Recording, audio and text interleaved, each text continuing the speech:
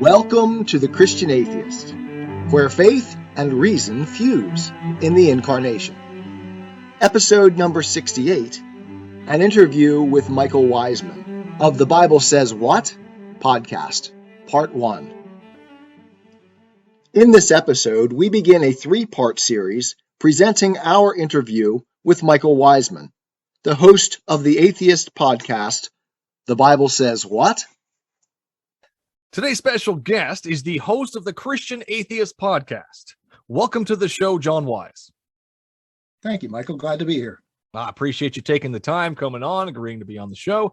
Tell us a little bit about your podcast and the very confusing title, Christian Atheist.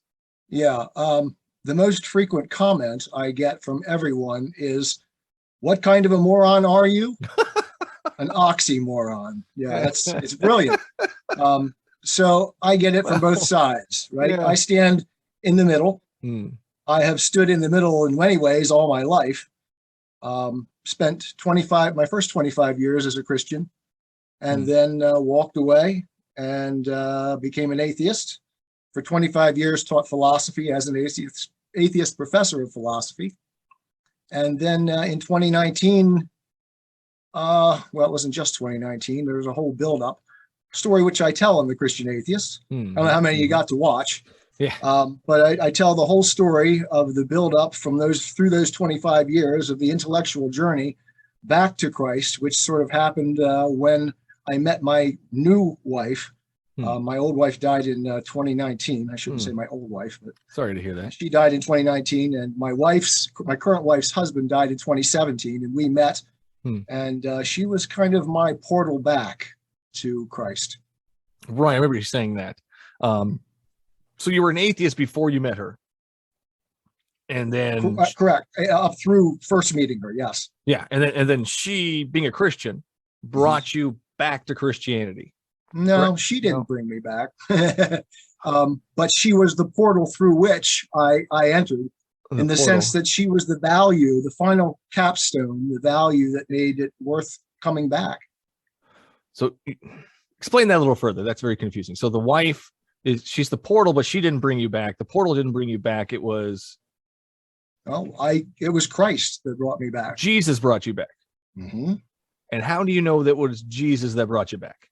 Because he's the one who's been walking with me the whole time. And how do you know that Jesus, the invisible man, is walking with you?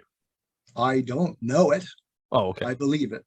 You believe it, but you don't know it. You've never seen him, heard him, touched him, felt him, smelt him. Nope. Felt him. You were how long were you a Christian before you walked away? Oh my God, it's most of my life. Most of my life I was, well, I guess not now because I'm 40, but about the age of 19, 20s when I really started to kind of shave it off little by little. Shave off that religion. That's a really great way to put it, I think. Shave it off. Not a bad way to put it. For sure. Shave, carry guys like us. Absolutely. Well, yeah, you're a little bit beyond me. I've been there though. But you got I've got a little more up there. You're what, 30? 40. Thanks for that though. Oh, 40. Okay. Appreciate that. So in those years, you said it felt fairly recently, like 35, 30? No, well, like the full brushed it off type thing was probably about 30. In my 30s is when I really started diving into the questions and shaving off that fear. I think the fear was the hardest thing to get rid of.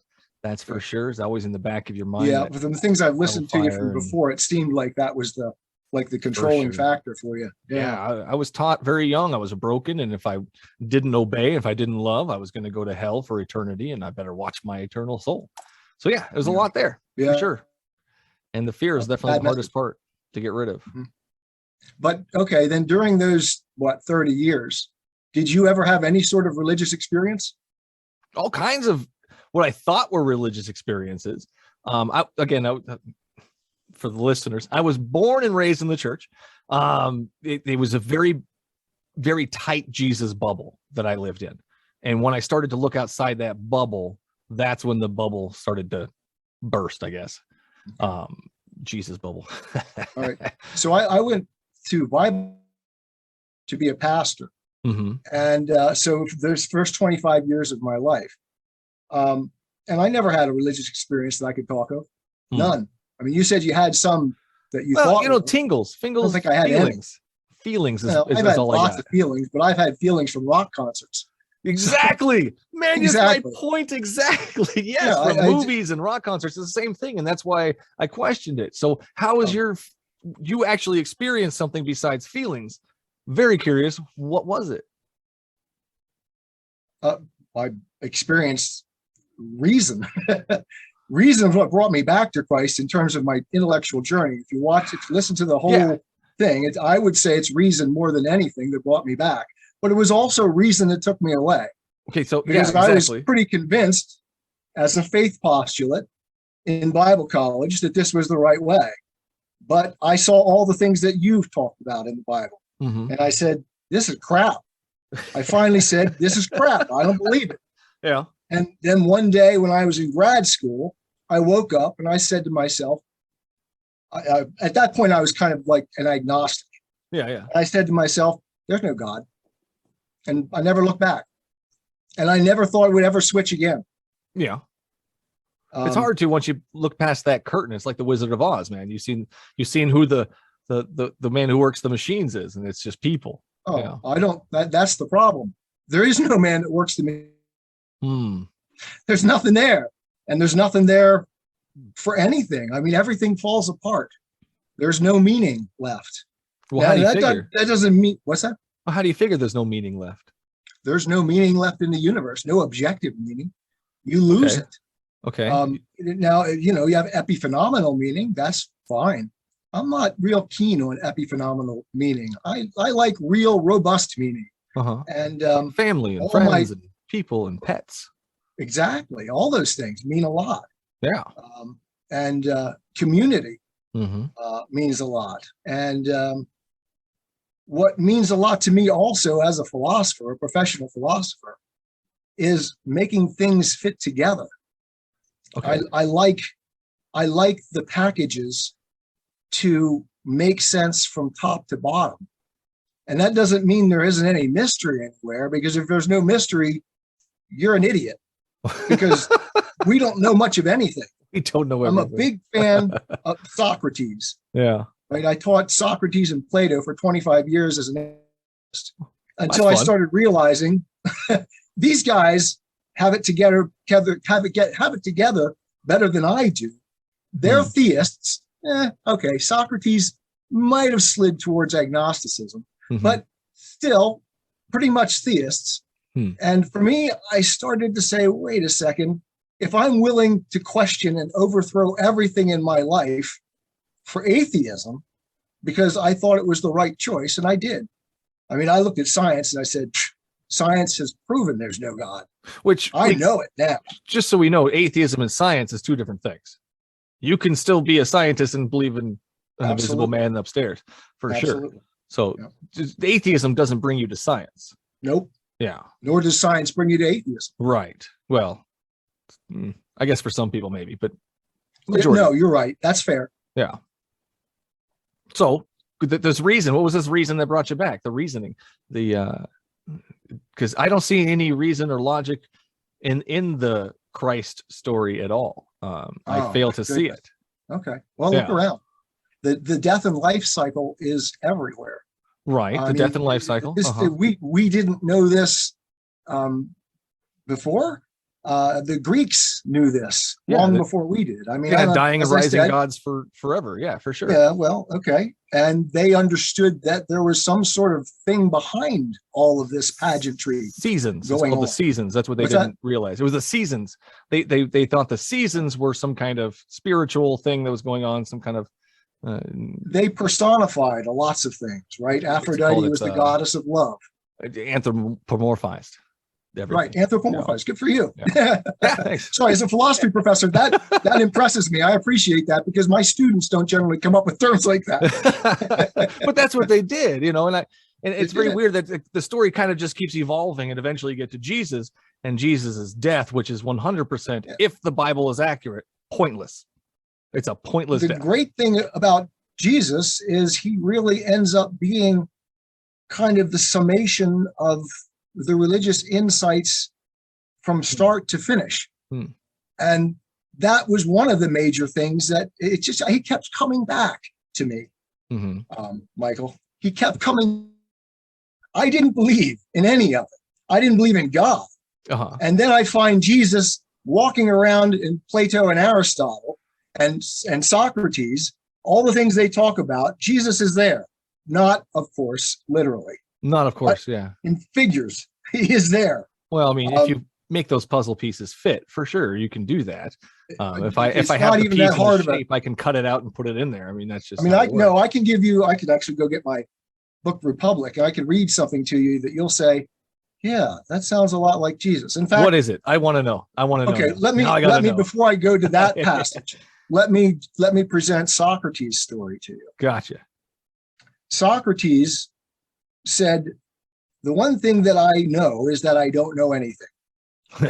So ignorance was the foundation of everything Socrates does and is. And he proclaimed that at his trial. The Athenians held him up for being an atheist, for one of the things, and for corrupting the youth of Athens. So they charged him with this. And they said, the result of this may be your death, Socrates. Why don't you run away and not face this trial? He said, no, I'll face the trial. He said, I believe in this. I believe in practicing philosophy. I believe in questioning. And I believe in questioning. I believe in questioning. It was my atheism that brought me to a much stronger faith than the original one I had. I'm not a huge fan of everything evangelical, which probably doesn't surprise you. I grew up evangelical too, and in the church. There are things that trouble me deeply. But that doesn't affect whether or not God's there. He either is or he isn't. Okay, so back to Socrates. Sorry. Gotcha. Socrates. No, you're good. Socrates said, I will face this trial, and even if you convict me of these charges, unfairly, he said, because I'm not corrupting the youth, and I do believe in the gods, he said, even if you convict me of this 1,000 times, and I'll face death 1,000 times, in order to promote what I believe to be the right thing. Okay. So an innocent man goes to his death, and at the end says something like, forgive them, these who have voted against me, because they didn't understand what it was I did. I mean, these aren't exact words, but it's pretty darn close from Plato's Apology. And then at the end of his life, he's asked to take a cup of poisoned hemlock and drink it down. Drink down the cup of poison. It's like straight out of the Bible. Now, where did Jesus drink poison? He said, Father, let this cup pass from me. Oh, so it's just like, again, you're just taking the puzzle pieces and making them fit at that point. I don't know, man. When Jesus' death, he said there's like a couple of things he could have said that we don't know exactly what he said, because there's contradiction in that part. But yeah, go ahead. Yeah, But okay, that's the one place. Wow, I'm not sure I can find this fast enough. You're good. No, we can discuss in the middle, or I can like do a little speed. Yeah, I would appreciate that. That's better. We could do that. Okay. I wish I had more time to prepare for this, but events. I know you're fine. Turn. I do want that. If you could send me that, the story of Socrates there. Sure. I'd be very interested. But what I see from what I've heard is there's a puzzle piece. We know what piece is going to fit there because of the size of it. So we're going to shape and we're going to put Jesus in there. And that's I see that a lot. But reason, I just don't see the reason part of it. What is the reasoning part? Why you came back? The reason is exactly those puzzle pieces. Lots and lots and lots of them. I was easily able to dismiss a few here and a few there. One of the biggest blows, and you actually remarked on this in the email to me, was when I was reading and researching for my dissertation on Jean-Paul Sartre, 20th century existentialist philosopher, atheist, famous, one of the most famous atheists in the 20th century. Never heard of him. It's okay though. Okay, sorry. You're good. I mean, he's a huge name. Huge famous, but I don't. Sorry. It's okay. Not a big deal. I don't know a lot of people either. So. Yeah, no, that's all right. You know what? If you'd ask me about Christian apologists at this point in my life, I don't know anybody either. Yeah. So I'm all on my own. Best not knowing that, anyways. Yeah. Okay. But so go ahead. What was I talking about? The atheist. My dissertation. Yeah. Right.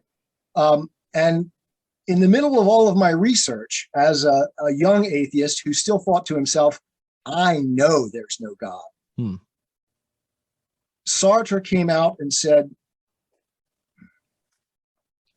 I want to try to paraphrase it properly. Mhm. The atheism of two people, Monsieur Legrand and some lady, he said, they present as a progressive discovery, but they are, and he doesn't say it here. He doesn't say it, they're in bad faith here. That's Sartre's basic saying, you're lying to yourself. But the idea is they're in bad faith because they're presenting their atheism to themselves as though it's something that they know. He said, I at least understand that, like Leibniz, I am a metaphysician in denying existence to God as much as anyone is claiming to give existence to God by believing in him. So atheism became, and I couldn't fight it. I wanted to fight it because I wanted to believe, like most of the atheists I battle with online, that atheism has nothing to do with faith. It doesn't. Yeah, it does. Okay, so here we go. I love this. This is my favorite part right now. Define faith first. First, we have to define faith before we can attribute it to anybody. What is faith to you? Do the Hebrews 11? Faith is believing in something that you don't have absolute certainty about. I am a Christian with the searching and skeptical mind of an atheist. I don't want to believe anything that isn't true. I know both sides of the looking glass, and I know them with open eyes. I choose Christ's side. I invite you to join me from wherever you stand before the looking glass. That's this week's episode. Thanks for listening. And remember, you can have your religious cake and eat it too. You can have reason, respect for science, a 21st century worldview, and be a Christian.